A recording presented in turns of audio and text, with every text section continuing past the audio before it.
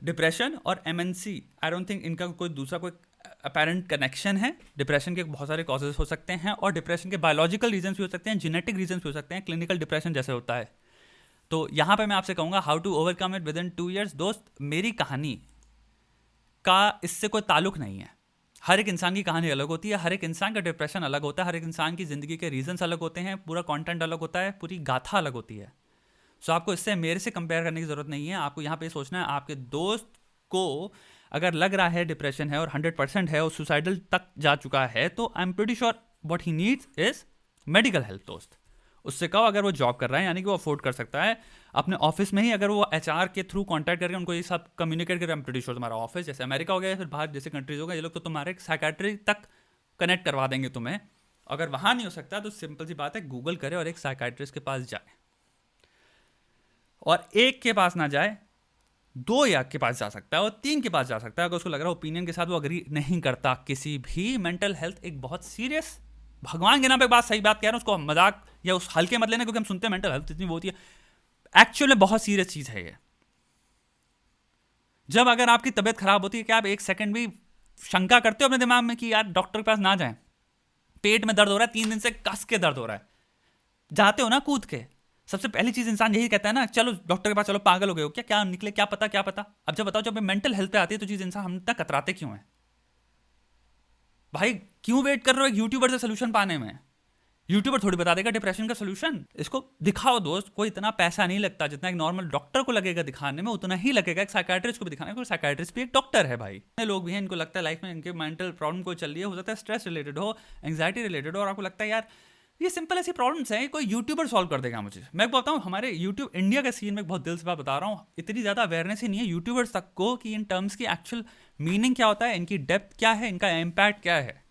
और वो फालतू के वीडियोस बनाते रहते हैं इन चीज़ों को सॉल्व करते हुए। यूट्यूब मैंने बहुत सारे लोगों को देखा है कि डिप्रेशन का, मैंने एक्चुअल में सोल्यूशन देखा बड़े बड़े यूट्यूबर उसे डिप्रेशन का, कि मत फील करो, अच्छा फील करो, ये सोल्यूशन टाइप दे दिया। डिप्रेशन है तो क्या करें, बुरा फील मत करो, सही हो जाएगा, पॉजिटिव फील करो। ये कोई बात है? किसी वाहियात बेवकूफ़ वाली बात है। बट ये बात है ना, क्योंकि हम डिप्रेशन को देख रहे हैं एक एक्सप्रेशन, एक लैंग्वेज के पॉइंट ऑफ व्यू से हम देखते हैं भाई, एक लैंग्वेज के बीइंग सैड हो गया, ग्रीविंग हो गया। स्ट्रेस को हम क्या देखते हैं, हम उसको कोई न्यूरोलॉजी की पॉइंट ऑफ व्यू से थोड़ी देख रहा है। जो यूट्यूबर है, जिसको अभी जिसने बैठ के स्टडी नहीं करी है, पढ़ा नहीं है, फिर उस चीज़ का उसने डेप्थ एक्सप्लोर नहीं करी है, वो अपने पॉइंट ऑफ व्यू से, अपने पर्सपेक्टिव से, अपने लिमिटेड अंडरस्टैंडिंग चीज़ों के हिसाब से लाके रख देता है तुम्हारे सामने सोल्यूशन। स्ट्रेस क्या हो गया, मेंटल में स्ट्रेस पड़ रहा है, मेरे हिसाब से दिमाग में मुझे क्या लगता है स्ट्रेस कितने तरह के होते हैं उसने रख दिया, उसके हिसाब से जो एंग्जाइटी उसने सोल्यूशन दे दिया। एंग्जाइटी और ये क्या, आजकल के बच्चों में क्या है, हम जब हमारे ज़माने में होता था तो स्ट्रेस एंग्जाइटी हम तो फील ही नहीं करते थे, हम तो इतने मर्द हुआ करते थे, हम तो ऐसे ही चक आउट कर देते थे, स्ट्रेस है, एंग्जाइटी है, फालतू की बातें। मैं कह रहा हूँ लाइफ में 80s 70s से जितनी मैनलीनेस वाली बुलशिट भी चल रही है ना, कि एंग्जाइटी और स्ट्रेस आजकल के लोग ही लेते हैं, पहले तो हुआ नहीं करता था। भाई जरा आप उनकी लाइफ एक्सपेक्टेंसी चेक कर लेना। चीज़ों को रिप्रेस करना इज नॉट अ सोल्यूशन। एक से एक रिसर्च आई हुई है जिससे लोगों की लाइफ पूरा वो रिड्यूस हो जाता है, लाइफ टर्म आपका। आपको थोड़ी पता चला वो इंसान उसके बाद 50 में मर गया। पहले तो उसने मर्दानगी में ये कर लिया कि हम कर सकते हैं सब कुछ, उसने फिर लाइफ से अपने ईयर्स भी मार दिए बहुत ज्यादा। उसने क्या पता क्या किस तरह की फिजिकल इलनेसेस डेवलप कर ली। 50 में बैठ के 400 दवाइयां भी खाई उसने फिर बैठ के। वो कभी खुश भी नहीं रहा, उसका हैप्पीनेस इंडेक्स भी डाउन था। दिखावे की मर्दानगी पे मत जाओ भाई। क्या लेके जाओगे, किसको क्या प्रूव कर दिया दिखावे की मर्दानगी रख के सामने। ये हो गया भाई हमारी गोटी बहुत बड़ी है, ठीक है भाई गोटी बड़ी है, जरा चेकअप करा लो, कोई प्रॉब्लम ना हो एक्चुअल में उसमें, ये वाली बात है। गोटी बड़ी होना is not a sign of manliness, it's so dumb. It's literally यही होता है अनएजुकेशन, ये अनएजुकेटेड टाइप बातें करना, जो कि एक्चुअल में लिटरेसी की बात नहीं हो रही यहाँ पे, ये अनएजुकेटेड बात हो रही है। एजुकेटेड ही नहीं उस चीज के बारे में और बकबक करे पड़े बैठ के।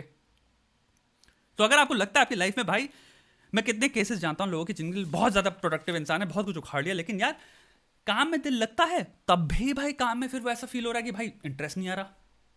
सोचो काम में दिल लग रहा फिर इंटरेस्ट नहीं आ रहा, क्या खतरनाक लेवल का है। आपके मेंटल हेल्थ को प्रॉब्लम चल रही है भाई। साइकोलॉजी बहुत बड़ा सब्जेक्ट है भाई, साइकाइट्री उसके ऊपर अलग सब्जेक्ट है, उसको तुम्हारा न्यूरोकेमिकली उसको चीजें स्टडी करते हैं, आपकी केमिस्ट्री जो गई दिमाग की, ठीक है। उसके बाद तुम्हारे उसको एवोल्यूशनरी बायोलॉजी के पॉइंट ऑफ व्यू से अलग स्टडी किया था, एवोल्यूशनरी साइकोलॉजी एक सब्जेक्ट हो गया। इतने सारे पागल हैं क्या लोग जो कर रहे हैं बैठ के रिसर्चेस, हजारों तरह की प्रोडक्टिविटी को लेकर तुम्हारे इतने सारे साइंटिस्ट बैठ के लॉन्ग टर्म रिसर्चेस कर रहे हैं। हम कहां ले आते हैं उसको रिड्यूस करके। यही प्रॉब्लम है भाई, जब चीजों की समझ ना हो बकवास मत करो। बकवास मत करो, या फिर कोशिश करो समझने की चीजों को। ऐसी प्रॉब्लम नहीं है दुनिया में, अवेलेबल नहीं है।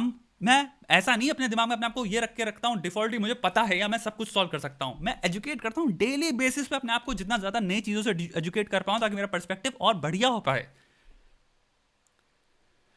एजुकेट करने के लिए मुझे एक चीज एक्सेप्ट करनी पड़ती है कि मेरा पर्सपेक्टिव लिमिटेड है एट ऑल टाइम्स, यानी कि मैं लिमिटेड हूं बाय डिफॉल्ट। मुझे हर चीज का सोल्यूशन एक्चुअल में नहीं पता, तो मुझे हमेशा एक स्टूडेंट की तरह स्टडी करना है ताकि मैं अच्छा सोल्यूशन दे पाऊं, अच्छा पर्सपेक्टिव शेयर कर पाऊं। समझो, बहुत ज्यादा यूट्यूब पे लोग हैं जो ऐसी बातें कर रहे हैं जो इतनी सूडो साइंटिफिक हैं, और बहुत बड़े बड़े यूट्यूबर हैं, मैं बात कर रहा हूं, और ये इनका पॉस्चरिंग वही है तुम्हारी, ये कि हमें पता है। अरे तुम्हें नहीं पता दद्दा मेरे, तुमने कौन सी डिग्री ले ली तुमने भाई? न्यूरोलॉजी में डिग्री, आपके पास न्यूरो साइंस में डिग्री है, बाबा बताऊं, न्यूरो साइंस में भी डिग्री मतलब ये नहीं आपको सब कुछ पता है, साइकाइट्री में भी मतलब डिग्री नहीं कि आपको सब कुछ पता है, कोई साइकोलॉजिस्ट है उसका मतलब ये नहीं उसको सब कुछ पता है। That's the beauty of it. सब सीख रहे हैं, सब सीख रहे हैं, हजारों चीजें जो इनको भी नहीं पता। तो हो सकता है ये फिलोसफिकल पॉइंट ऑफ व्यू से जाए, फिलोसफर हो सकता है कि एवोल्यूशनरी पॉइंट, बायोलॉजी का या एवोल्यूशनरी साइकोलॉजी का पॉइंट यूज करे। तो ये चीजें अभी सब फिगर आउट कर रहे हैं यार। तो मोस्ट डेफिनेटली आप जो लीस्ट थिंग जो कर सकते हो वो है अपनी मेल फकिंग लिबिडो पॉस्चरिंग मत करो भाई, कि रिप्रेस कर दो। स्ट्रेस फील हो रहा है मत फील करो, पॉजिटिव थिंकिंग करो। What the fuck is positive thinking? बताओ, मेरी लाइफ के लगे हुए हैं। किसी का बेटे की अगर मृत्यु हो गई है, लेट्स जस्ट से एक इंसान है, किसी की बेटी का मृत्यु, किसी के भाई की मृत्यु हो गई, किसी के घर में, उसको कहो पॉजिटिव थिंकिंग करो ना। Positive thinking is a consequence, it's a completely like, कितनी स्टूपिड बात है।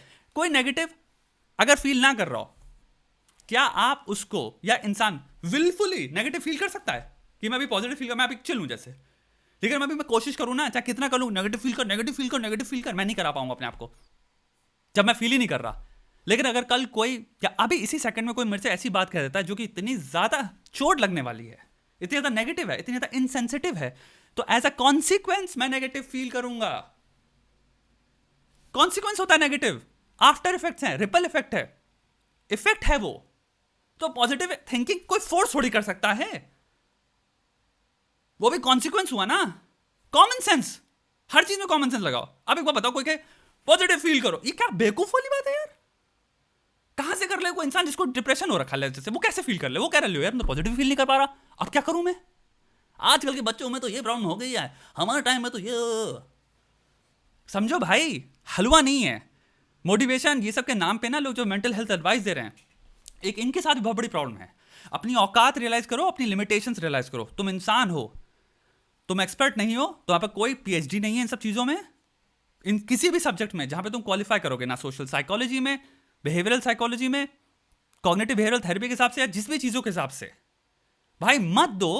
या फिर इस लिमिटेशन के साथ दो कि तुम्हें पता है मैं लिमिटेड हूं, और मोस्ट डेफिनेटली मैं आपको कह रहा हूं आप उस डायरेक्शन में जाओ जहां पे आपको बेटर हेल्थ मिल पाए। तो ये इंसान जो कह रहा है भाई मेरे को डिप्रेशन है, अगर या मेरे दोस्त को है, भाई अपने दोस्त को अपने भाई होने के नाते, बहन होने के नाते, आपके घर में कोई भी जो है, मम्मी हो, पापा हो, सब कुछ हो, जब पेट में दर्द होता है, एक सिंपल सा एग्जांपल दे रहा हूं, घुटनों में दर्द हो रहा होता है 4 दिन से, आप डॉक्टर के पास लेके जाते हो ना, तो दिमाग में दिख नहीं रहा है बस आपको, लेकिन उनकी जिंदगी में वो सिम्टम्स दिख रहे हैं। वो इंसान खुश नहीं है, इसका मतलब भाई उसकी जिंदगी के ईयर्स खत्म हो रहे हैं। आप मानोगे नहीं इस बात को, खतरनाक अमाउंट ऑफ रिसर्चेज हैं जहां पे दिख रहा है। मैं एक बार सिंपल अभी रिसर्च पढ़ रहा था स्लीप पैटर्न्स के बारे में, और उसमें बताया स्लीप पैटर्न से लोगों के जो सोते नहीं है सही टाइम पे, उनके ईयर्स रिड्यूस हो जाते हैं, पता नहीं कितने। सोचो लाइफ के कितने ईयर्स रिड्यूस हो गए आपके, बिकॉज आप सही टाइम पे सोए नहीं। आपको पता थोड़ी चलेगा, लॉन्ग टर्म थोड़ी किसी को समझ में आ रहा है कि भाई हम 50 में लुढ़क गए।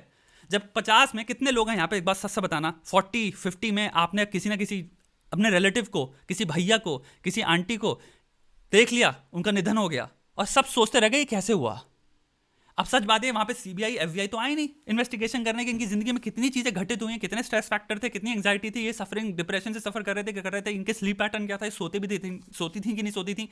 हमारे क्या सबसे ईजी चीजों में हम कैसे डिफाइन कर सकते हैं? डाइट में प्रॉब्लम थी इनकी, खाते नहीं थे सही। मेंटल हेल्थ तो हो ही नहीं सकता ना। कभी लाइफ में कॉन्वर्सेशन सुनिए, इन्वेस्टिगेटिव कॉन्वर्सेशन जो होती है कि कोई इंसान का निधन हो गया, वो क्यों हुआ होगा, हम बात ही नहीं करते कि इतनी लाइफ में इनके ये फैक्टर्स हो सकते हैं।